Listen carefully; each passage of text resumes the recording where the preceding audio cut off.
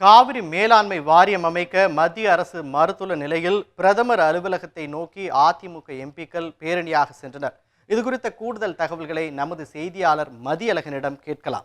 மதியழகன், சொல்லுங்க, பிரதமர் அலுவலகம் நோக்கி அதிமுக எம்பிக்கள் பேரணியாக சென்றது குறித்து சொல்லுங்க. அதில் யாரெல்லாம் இடம்பெற்றுள்ளனர்? அவர்கள் பிரதமரை சந்தித்தனரா? அது குறித்து கூடுதல் தகவல்களை சொல்லுங்க மதியழகன். காவிரி மேலாண்மை அமைக்க எதிர்ப்பு தெரிவித்து மத்திய அரசு உச்சநீதிமன்றத்தில் நேற்று ஒரு மனு தாக்கல் செய்திருக்கிறது. இந்த விவகாரத்தில் மத்திய அரசிற்கு அழுத்தம் தரக்கூடிய வகையில் அதிமுகவை சேர்ந்த மக்களவை மற்றும் மாநிலங்களவை உறுப்பினர்கள் மொத்தம் 49 பேர் இருக்கிறார்கள். அதில் 47 உறுப்பினர்கள் இன்று பேரணியாக சென்றனர்.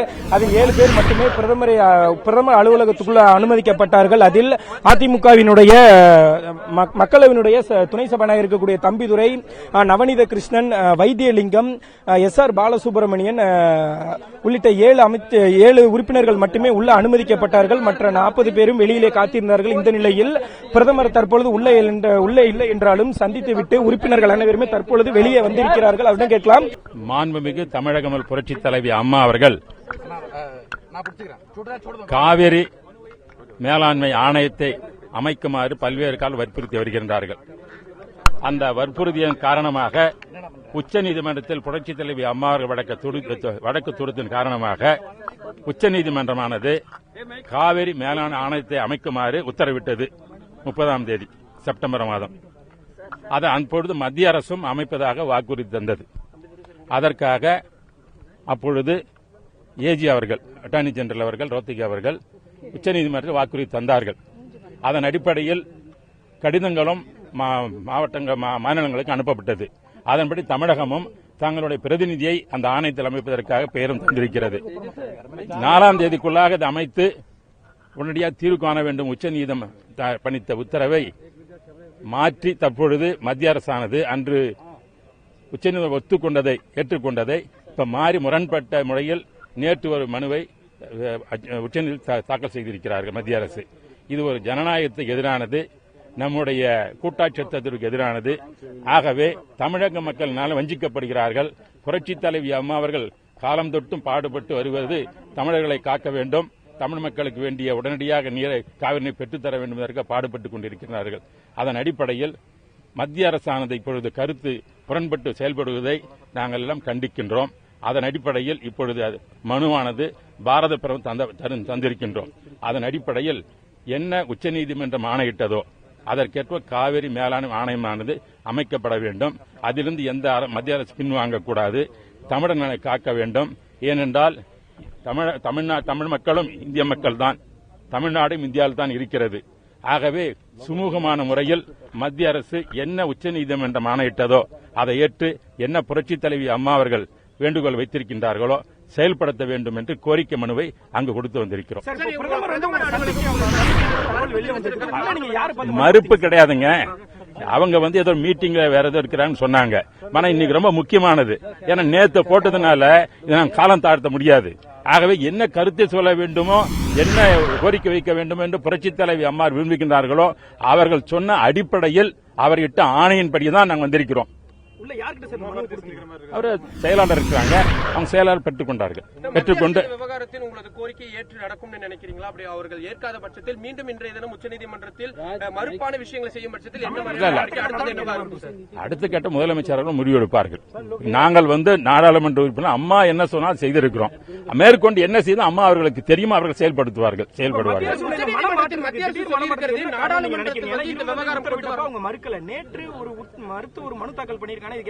அது உங்களுக்கு தான் தெரியுமே, நான் சொல்லிதான் தெரியணுமே. இது எல்லாம் அரசியல் தான். அவர்களுக்கு பாரதிய ஜனதா கட்சியானது தமிழ்நாட்டு மக்களுடைய அக்கறை இருந்தால் என்ன உச்சநீதிமன்றம் செயல்படுத்தியிருக்க வேண்டும். ஏன்னா 2007 ட்ரிபியூனல் அப்பொழுது அவார்டு கொடுத்தது என்னென்று அதை காலம் கசட் நோட்டிஃபை காலம் தடுத்தினார்கள். புரட்சித் தலைவி அம்மா உச்சநீதிமன்றம் சென்றார்கள். அதன் 2013 தான் அந்த கெசட் நோட்டிபிகேஷன் பண்ணாங்க. அந்த கெசட் நோட்டிபிகேஷன் வந்த முடிவை அது ஏறக்குறைய ஆணை முற்று பெற்று விட்டது. ஆகவே செயல்படுத்த வேண்டும். இப்பொழுது அதே போல் என்ன காங்கிரஸ் தவறு செய்ததோ பாரதிய ஜனதா கட்சி அதே துரோகமும் தவறு செய்து கொண்டிருக்கிறது தான் எங்களுக்கு கருத்துப்படுகிறது. ஆகவே தான் அமைச்சர் கூட இருக்கிறார், அமைச்சரை பார்த்துட்டேன். அதெல்லாம் தவறு நீங்க சொல்றது. உமாபாரதி கிட்ட இதே தான் நாங்க சொன்னாங்க, அவங்க கிட்ட பார்த்து பேசியிருக்கிறோம், நாங்க பாக்குறோன்னு சொல்றாங்க.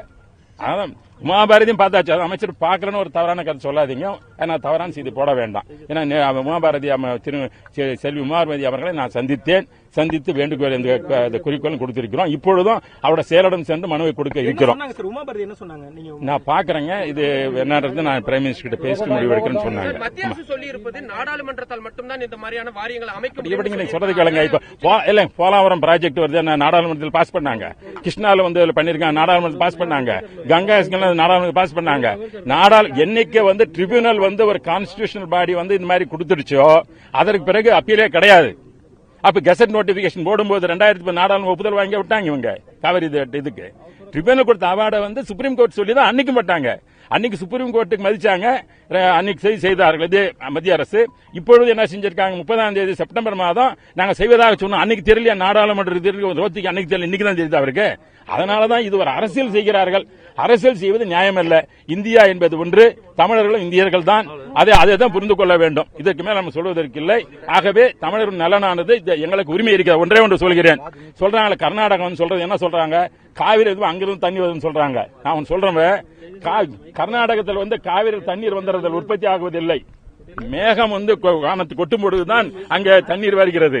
அங்க மேகம் எங்கிருந்து வருது சொல்லுது, காவிரியில கர்நாடகம் மற்றும் மேகம் வருது. உலகத்தில் என்ன பகுதி கடல், எந்த பகுதி தமிழ்நாட்டில் இருக்கிற அந்த பகுதியோட நீரானது மேகம் வழியாக மேலே செல்கிறது. அந்த மேகம் தருகின்ற இயற்கை தருகின்ற அந்த நீரானது அனைவருக்கும் சொந்தம். ஏதோ காவேரி மட்டும் அங்க தண்ணி கொட்டுதுன்றதுக்காக வெள்ளம் வரும்போது விட்டுருவாங்க, வெள்ளம் வரும்போது விட்டு நாங்க வடிகால இந்த மாதிரி வரும்போது நிறுத்திக்குவாங்களா? ஆகவே என்னன்னாக்க எந்த நேரத்திலும் ஒரு குறிப்பிட்ட அளவு தண்ணீரானது ஆற்றில் வருவதை யாரும் தடுக்குவதற்கு உரிமை கிடையாது. அணைகள் கட்டுவது வெள்ளத்தை தடுப்பதற்கு வெளியே கீழே இருப்பவர்கள் வஞ்சிக்குவதற்கு கிடையாது.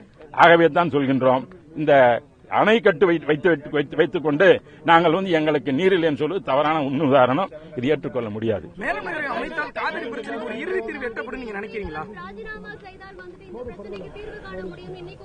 யாரு அவர் முன்னுதாரணம் அவங்க செய்யட்டும். முதல்ல அவங்க குடும்ப தலைவரவங்க செய்யட்டும். முதல்ல அவங்க முன்னுதாரணமா வந்து 18 வருஷமா சென்ட்ரல் ஆண்டாங்க.